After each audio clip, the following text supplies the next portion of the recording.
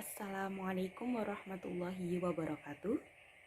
Berjumpa lagi dengan saya Maudida Dwi Rahmawati pada mata pelajaran Boga Dasar dengan materi sambal pada masakan Indonesia.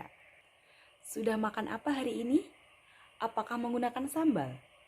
Tentunya kita tidak asing lagi dengan yang namanya sambal. Kali ini kita akan membahas sambal pada masakan Indonesia. Adapun tujuan dari pembelajaran kali ini adalah yang pertama, siswa dapat mendeskripsikan pengertian sambal dengan baik dan benar. Yang kedua, siswa dapat menyebutkan fungsi dari sambal dengan baik dan benar. Yang ketiga, siswa dapat mengklasifikasikan sambal dengan baik dan benar. Yang keempat, siswa dapat menyebutkan cara penyimpanan sambal dengan baik dan benar. Selanjutnya, pengertian dari sambal.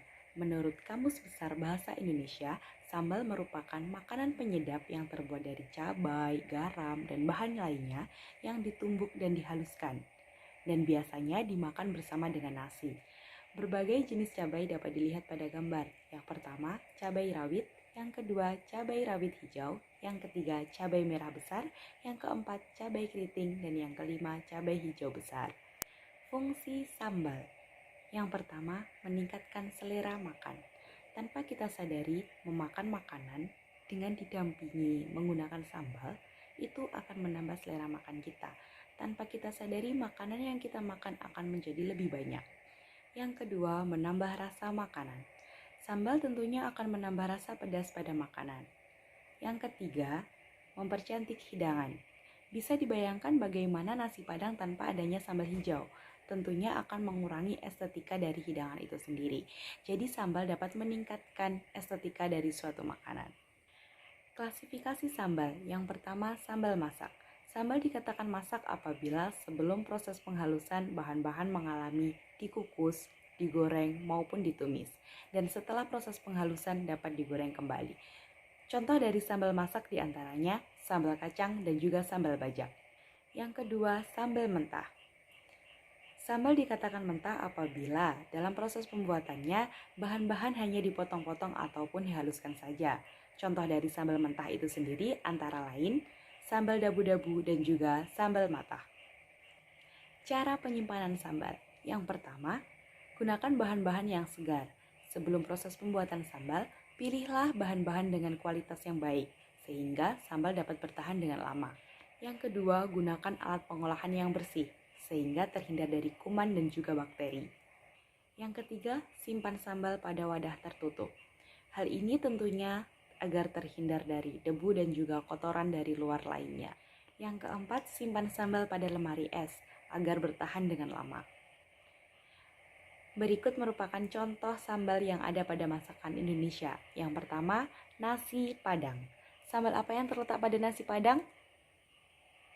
Ya, sambal hijau. Yang kedua, nasi pecel. Sambal apa yang mendampingi nasi pecel? Ya, sambal kacang. Yang ketiga, nasi rawon. Sambal apa yang mendampingi nasi rawon? Ya, sambal terasi. Yang keempat, nasi soto. Sambal apa yang mendampingi nasi soto? Ya, sambal baja. Simpulan materi kali ini adalah yang pertama, pengertian sambal. Sambal merupakan makanan penyedap yang terbuat dari cabai, garam, dan bahan lainnya yang diolah dan disantap bersama dengan nasi. Yang kedua, fungsi sambal. Di antaranya adalah meningkatkan selera makan, menambah rasa makanan, dan juga mempercantik hidangan. Yang ketiga, klasifikasi sambal. Klasifikasi sambal ada dua, yaitu sambal matang dan sambal mentah. Yang keempat, cara penyimpanan sambal. Pilihlah bahan yang segar. Gunakanlah alat-alat yang bersih. Simpanlah sambal pada wadah yang tertutup dan juga simpan pada lemari es. Tugas selanjutnya silahkan tuliskan berbagai macam sambal yang ada di Indonesia pada kolom komentar. Dan juga pertanyaan-pertanyaan yang berkaitan dengan sambal bisa dituliskan pada kolom komentar. Terima kasih telah mengikuti materi sambal pada masakan Indonesia. Sampai bertemu pada materi selanjutnya. Wassalamualaikum warahmatullahi wabarakatuh.